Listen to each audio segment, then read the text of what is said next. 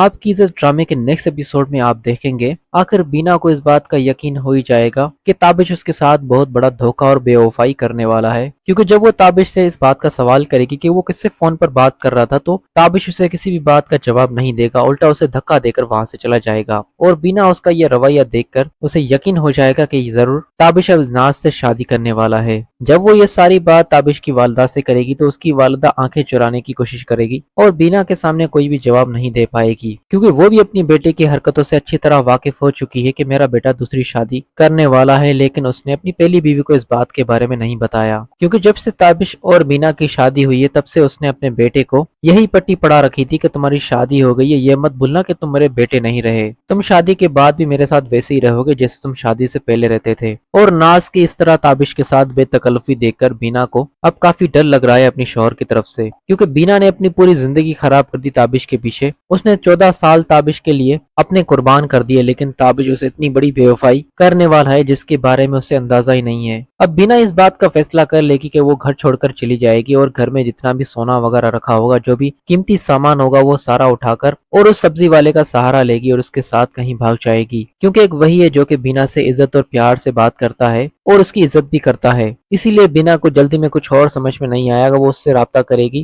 اور اس کے ساتھ بھاگنے کا پلان بنائے گی، اور وہ اس مشکل میں بینا کا ہر طرح سے ساتھ دے گا، کیونکہ بینا اسے سب کچھ بتا چکی ہوگی کہ میرے ساتھ میرا شوہر یہ سب کچھ کر چکا ہے اور اس نے مجھ سے پوچھنا تک گوارا نہیں کیا اور اس نے دوسری شادی کرنے کا فیصلہ کر لیا۔ اب تابش کو پتا چلے گا کہ گھر کی عزت کتنی زیادہ قیمتی ہوتی ہے، اس نے گھر کی عزت کو چھوڑ کر اور کہیں اور اپنی زندگی خراب کرنے کا فیصلہ کیا تو انجام اس کے ساتھ بہت برا اور بھیانک ہونے والا ہے۔